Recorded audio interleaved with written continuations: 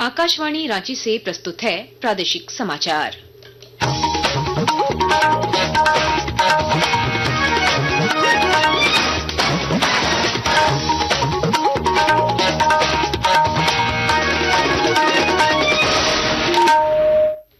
नमस्कार, समाचारों के साथ मैं कामिनी।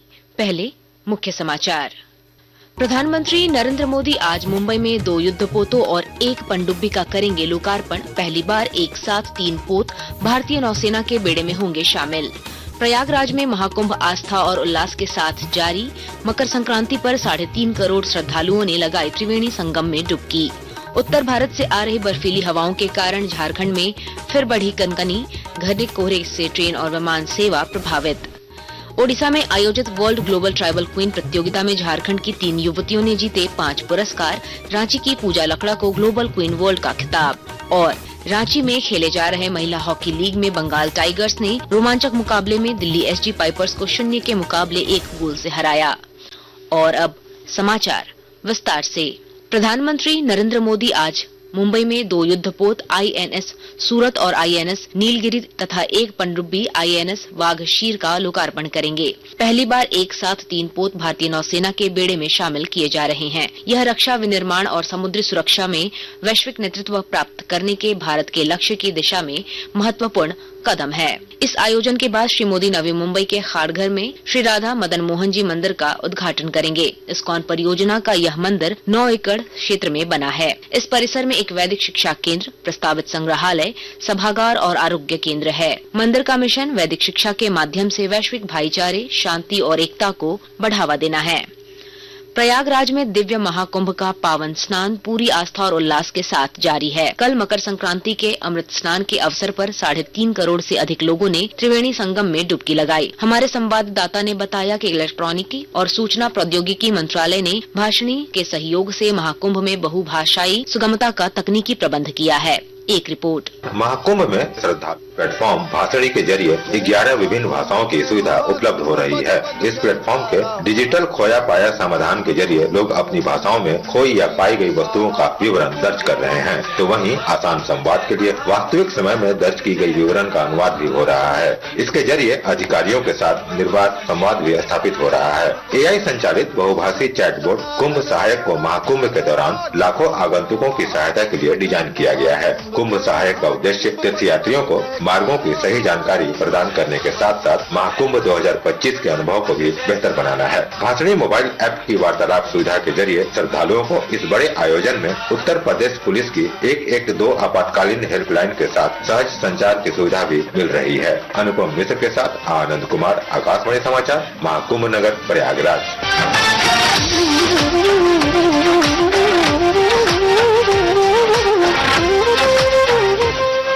झारखंड हाई कोर्ट ने डोमचांच के एक जल मीनार के मामले में AKG constructions and developers company को ब्लैकलिस्ट करने को चुनौती देने वाली याचिका पर सुनवाई हुई। अदालत ने इस मामले में राज्य सरकार से जवाब मांगा। सरकार की ओर से विभाग से मंतव्य लेने के लिए समय देने का आग्रह किया गया। इस पर अदालत ने सरकार पर 10,000 रुपए का जुर्माना लगाया। जुर्माने की राशि 2 सप्ताह के अंदर हाई कोर्ट के लीगल सर्विस कमेटी के पास जमा करने का निर्देश दिया गया है। संसद की संचार और सूचना प्रौद्योगिकी मामलों की स्थायी समिति सोशल मीडिया कंपनी मेटा को तलब करेगी। समिति के प्रमुख और गोड्डा से भाजपा सांसद निशिकांत दुबे ने कहा कि भारत की छवि धूमिल करने के लिए मेटा को भारतीय संसद और यहाँ के लोगों से माफी मांगनी पड़ेगी। मेटा के जो मालिक हैं जुकरबर्ग, उन्होंने एक स्टेटमेंट दिया है और उन्होंने दिखाया है कि कोविड-19 के बाद दुनिया में सरकार के खिलाफ जो है एक माहौल बना है और उसमें उन्होंने भारत का भी जिक्र किया है। तो ये जो बयान है जुकरबर्ग का, ये अपने आप में अलार्मिंग है। इस कारण से हमने तय किया है कि हम मेटा के लोगों को तो 20 से 24 के बीच में किसी एक दिन उनको हम बुलाएंगे। उनको माफी मांगनी पड़ेगी और नहीं तो उनके ऊपर जो भी कानून सम्मत कार्रवाई होगी वो हमारी कमेटी रिकमेंड करेगी। केंद्रीय मंत्री अन्नपूर्णा देवी ने कहा है कि राज्य के पूर्व मुख्यमंत्री रघुवर दास के भाजपा में आने से पार्टी और मजबूत होगी। कोडरमा के झुमरी तिलैया स्थित शिव वाटिका में एक पुस्तक विमोचन कार्यक्रम के दौरान पत्रकारों से बातचीत में उन्होंने कहा कि राज्य के मुख्यमंत्री के रूप में श्री दास के 5 साल के अनुभव का लाभ पार्टी को मिलेगा। तो बिल्कुल वो झारखंड के लिए हमें लगता है कि बहुत ही अच्छी बात है और निश्चित रूप से लगातार झारखंड के लोगों ने काम किया। एक छोटे से भारतीय जनता पार्टी का कार्यकर्ता के रूप में रहकर कार्यकर्ता से लेकर मुख्यमंत्री तक और फिर गवर्नर तक भी उन्होंने किया है और आने वाले समय में भी झारखंड में संगठन को मजबूती मिलेगी। आकाशवाणी के ताजा तरीन समाचारों के लिए आप हमारी वेबसाइट newsonair.gov.in पर लॉग ऑन कर सकते हैं। ताजा समाचार X handle @AIR news alerts और Facebook page All India Radio news पर भी उपलब्ध है। आप प्रादेशिक समाचार एकांश के X handle @AIR news _ Ranchi और फेसबुक, इंस्टाग्राम पेज तथा YouTube channel AIR news Ranchi पर भी हमारे बुलेटिन सुन सकते हैं। प्रादेशिक समाचार आप आकाशवाणी रांची से सुन रहे हैं। धनबाद जिले में चौकीदार नियुक्ति की प्रक्रिया पूरी की जा रही है और जानकारी दे रहे हैं हमारे संवाददाता।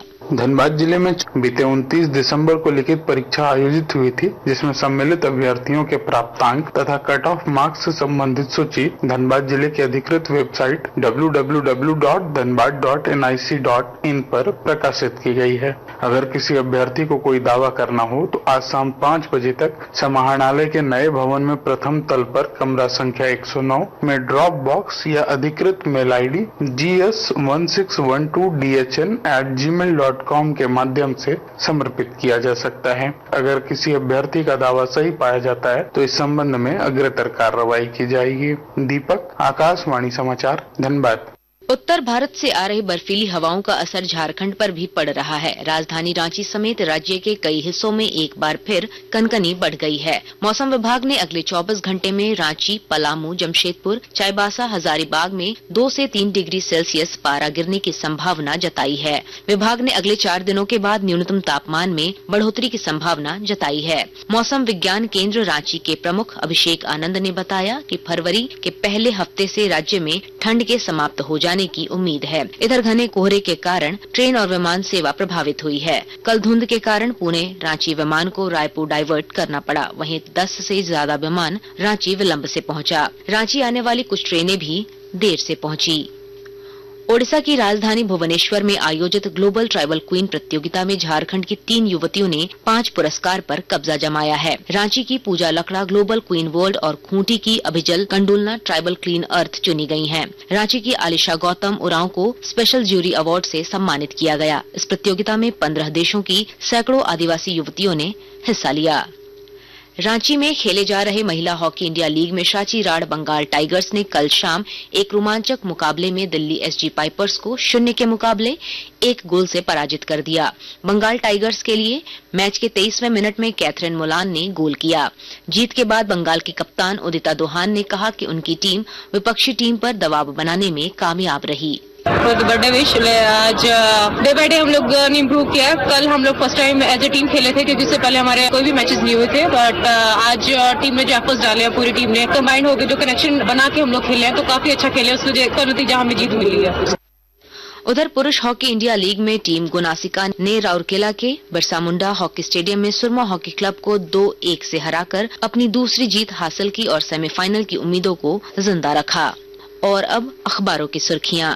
रांची से प्रकाशित सभी प्रमुख अखबारों ने प्रयागराज में जारी महाकुंभ की खबर को प्रमुखता से प्रकाशित किया है। प्रभात खबर ने लिखा है, मकर संक्रांति पर अमृत स्नान, 3.5 करोड़ ने लगाई डुबकी। हिंदुस्तान ने महाकुंभ की खबर को श्रद्धा का सैलाब शीर्षक से पहले पन्ने की सुर्खी बनाई है। दैनिक जागरण लिखता है, त्रिवेणी में घुला अमृत। दैनिक भास्कर के शब्द हैं, दोस्त की फायरिंग से पंडरा लूट कांड के आरोपी के सिर पर लगी गोली गंभीर। अंग्रेजी अखबार हिंदुस्तान टाइम्स ने प्रधानमंत्री नरेंद्र मोदी द्वारा मिशन मौसम शुरू किए जाने की खबर को सुर्खी बनाई है, जबकि टाइम्स ऑफ इंडिया ने जुकरबर्ग के बयान पर भारत की सख्ती की खबर को पहले पन्ने पर प्रमुखता से प्रकाशित किया है। अंत में मुख्य समाचार एक बार फिर। प्रधानमंत्री नरेंद्र मोदी आज मुंबई में 2 युद्धपोतों और 1 पनडुब्बी का करेंगे लोकार्पण। पहली बार एक साथ 3 पोत भारतीय नौसेना के बेड़े में होंगे शामिल। प्रयागराज में महाकुंभ आस्था और उल्लास के साथ जारी। मकर संक्रांति पर 3.5 करोड़ श्रद्धालुओं ने लगाई त्रिवेणी संगम में डुबकी। उत्तर भारत से आ रही बर्फीली हवाओं के कारण झारखंड में फिर बढ़ी कनकनी। घने कोहरे से ट्रेन और विमान सेवा प्रभावित। ओडिशा में आयोजित वर्ल्ड ग्लोबल ट्राइबल क्वीन प्रतियोगिता में झारखंड की 3 युवतियों ने जीते 5 पुरस्कार। रांची की पूजा लकड़ा को ग्लोबल क्वीन वर्ल्ड का खिताब। और रांची में खेले जा रहे महिला हॉकी लीग में बंगाल टाइगर्स ने रोमांचक मुकाबले में दिल्ली एसजी पाइपर्स को 0 के मुकाबले 1 गोल से हराया। इसके साथ ही आकाशवाणी रांची से प्रादेशिक समाचार का ये बुलेटिन समाप्त हुआ। अगला प्रादेशिक मुख्य समाचार 10 बजे प्रसारित किया जाएगा। नमस्कार।